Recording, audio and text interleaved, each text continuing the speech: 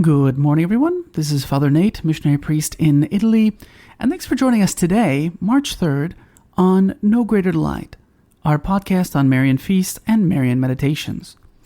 Well, today, again, we have a number of feasts, most of which, interestingly enough, in fact, actually all of which take place in France. So first up, we'll go to Our Lady of Angels in Toulouse, France.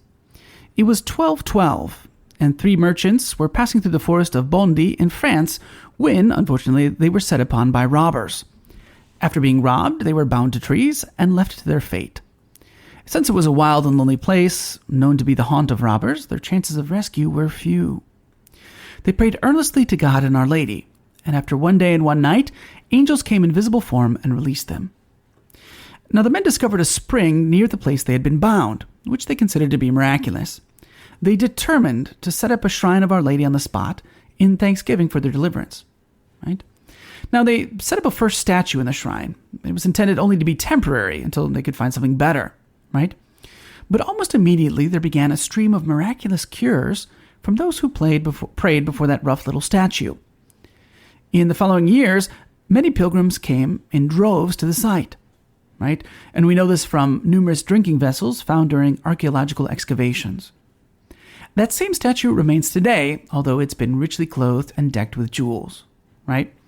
In 1260, the chapel was enlarged so it would enclose the spring. In 1663, the chapel was rebuilt and redecorated, and it remained that way until the French Revolution, when it was completely destroyed. However, after the terror passed, the chapel was rebuilt in 1808. Right? There's many different beautiful things there. One of the many offerings for Thanksgiving is a ship suspended above the altar. It was a gift from a group of sailors who were saved from shipwreck at Our Lady's intercession. On Sunday, September 9th, 2012, the Diocese of Saint-Denis celebrated the 800th anniversary of the pilgrimage to Notre-Dame-des-Anges in that town. Right? This pilgrimage to the shrine always takes place on the second Sunday of September. Right? And it's thought to be perhaps the second oldest pilgrimage site in France. Likewise, in France, we're told that they celebrate Our Lady of Longport in Valois, France. The feast is mentioned on numerous websites, but Father Christopher tells me no information can be found. Well, that is unfortunate. But last, we also have Notre-Dame de Miracle in Saint-Omer, Pas de Calais, France, right? So in 649, that was Saint Odomar, or Omer, converted Androvold, a landholder who gave the saint some property on which to build a church and monastery, right? Now, unfortunately, there was already a shrine on the land, but to Minerva. So Odomar, or Saint Omer, destroyed Minerva's image and instead built a church of Our Lady on the hill where her shrine had been, right? So take it from Minerva and give it to Our Lady, right? His relics, as well as those of Saint Ecumbaud, who served as the abbot in the following century, gained a reputation for miracles, right? So it's a very beautiful tradition, this old town and this old church. There was a series of fires that took place in the year, like the thousands and 1100s. So unfortunately, most of the historical record was lost, right? In fact, there was a big fire in 1191, which destroyed the Romanesque church of 1052, right? But it was rebuilt over the next centuries. It became a cathedral in 1561, after the town of Saint-Omer became the seat of a new diocese, right? The present gilt oak statue of Our Lady of Miracles appears to date all the way back to the 1200s, right? So it's a very beautiful tradition there. And again, a wonderful tradition. The diocese apparently is no longer the Diocese of Saint-Omer. It's now part of the Diocese of Arras.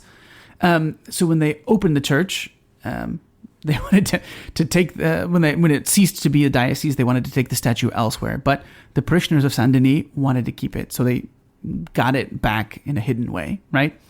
It was on July 18th, 1875, that the statue was canonically crowned, and in 1876, Pope Leo XIII named the basilica, the Church of Notre-Dame de Saint-Omer, a basilica, right? And that's what we're celebrating today in the Marian world on March 3rd. For today's Marian meditation, taken from the book by Father Ildefonso Villar, we'll read the concluding 2 points of Meditation 43, the Purification of Our Lady. The first point is her humility. Here is the principle, the incomprehensible part of this mystery. Mary is so extraordinary in all, but particularly in her humility. Remember the love of Our Lady for virginity, and how she was ready to renounce the glory of being the Mother of God in order to remain a virgin. Yet out of humility, she now sacrifices the appearances of her virginity and poses as an ordinary stained woman needing purification. One would say that her love for humility brings her to the point of such a total renunciation that she even gives up the external glory of virginity and appears as if she were neither the Mother of God nor a virgin, but an ordinary soiled creature. How sublime is her love for humility? How humiliating is this obedience, and yet how promptly she obeys. What delight she takes in humiliation. Contemplate your mother well. The more she humbles herself, the greater she is. See her hidden among the Jewish women, just one of them. But see how God singles her out and chooses her from the rest. She is the lily flower of candor. She is the hidden violet of sublime humility. How much glory she must have given to God through the exercise of those virtues. What delight will God have taken in her? Meditate profoundly. Compare yourself with her. Throw your pride at her feet. Shed your self-love at vanity. Try to follow her footsteps. And then the fifth point, her poverty. She was not in a position as other women to offer a little lamb. And since the poor were allowed to substitute a couple of turtle doves, she comes forward with the offering of the poor. Poverty is humiliating, but it is much more so when it is public. Yet Mary is not ashamed of being poor, nor of being known as such. She is ready to be despised by the well-to-do. If those little doves had been able to understand their value in the hands of Mary, how happy they would have considered themselves. They were nothing less than the offering of Mary's sacrifice. Offer yourself to Mary. Tell her you want to be her possession forever. But if your sacrifice is to be of any value, you must imitate her closely. Why do you not strive to copy those virtues in your heart, especially those that cost more, the most humiliating, the most self-effacing, and self-sacrificing? Come, try and copy your model. For today's reading from The Admirable Heart of Mary by St. John Eudes, we conclude with Chapter 5, The Divine Sovereignty Mirrored in the Admirable Heart of Mary. And he concludes essentially with it's a prayer, or a monologue if you want, with the Blessed Virgin. O admirable heart of my Queen, what honor is due to the eminence of the exalted dignity? What praise thy profound humility commands, when it caused God to exalt thee so high? Thou didst humble thyself beneath all things, and God not only raised thee above every creature, but conferred on thee a marvelous power over himself. May he be blessed forever. O most amiable heart of my Mother Mary, I am filled with joy, and I give thanks to God for having so abundantly communicated his divine sovereignty to thee, and having made of thee the sovereign of all hearts. But I feel unutterable sorrow in seeing that the hearts of the children of Adam usually prefer to be subject to Satan's horrible tyranny, rather than allow thee to reign over them. Whence comes this calamity? From sin, its cause. The enormous ingratitude and abominable wickedness of the human heart proclaim by their countless crimes that they refuse to be governed by thee. O detestable sin, how frightful must thy malice be, if thou canst withstand the omnipotent heart of the world's sovereign lady.